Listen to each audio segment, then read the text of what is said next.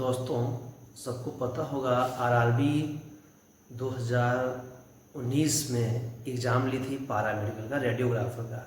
Okay, जो अब जो है आपका आया हुआ है 2025 में।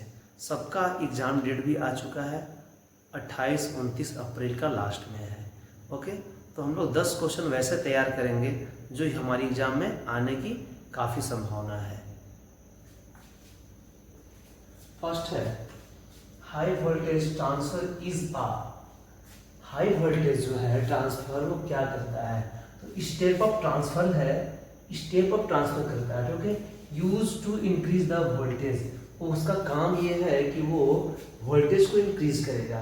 That means high voltage transfer step up transfer होता है। ओके, अगला है बायोडिग्रेडेबल मटेरियल इज।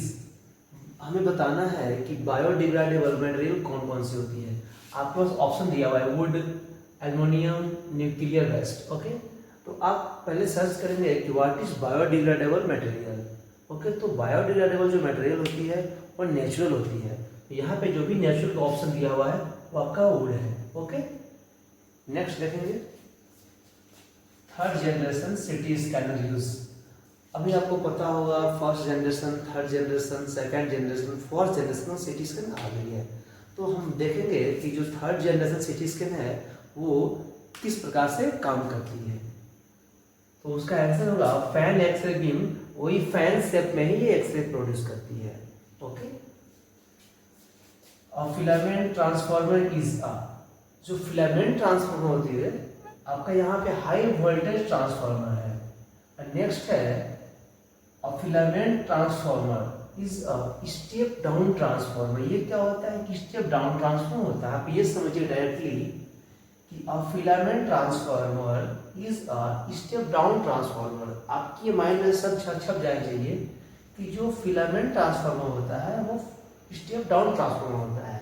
उसका हम यूज कर पाएंगे use to reduce the voltage. ठीक है, जो आपका हाई वोल्टेज ट्रांसफार्मर होता है, आपका जो हाई वोल्टेज ट्रांसफार्मर होता है वो आपका यूज किया जाता है इंक्रीज द वोल्टेज।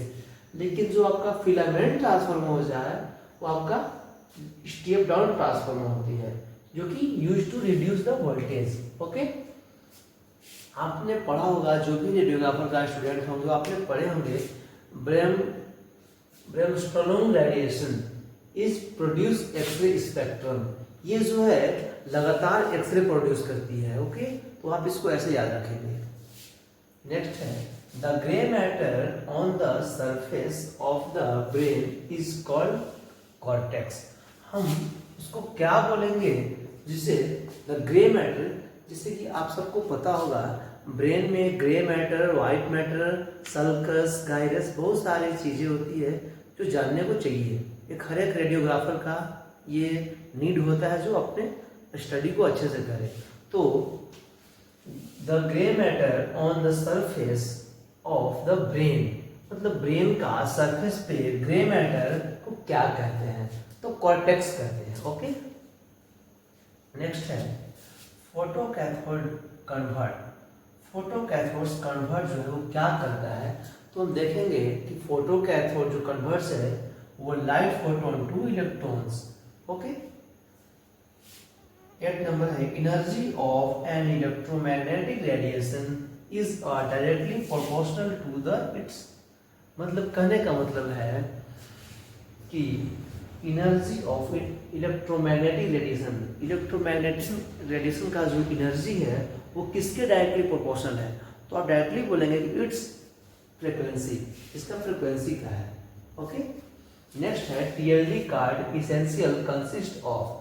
आपको सबको जैसे कि पता होगा जो भी रेडियोग्राफर हैं वो जो भी आप जॉब कर रहे हैं या फिर एक्सरे कंसोल में है, सिटी कंसोल में है, तो आपने एक्सरे करते वक्त या सिटी करते वक्त आपको एक टीएलडी बैच मिलता है, टीएलडी कार्ड भी बोलते हैं।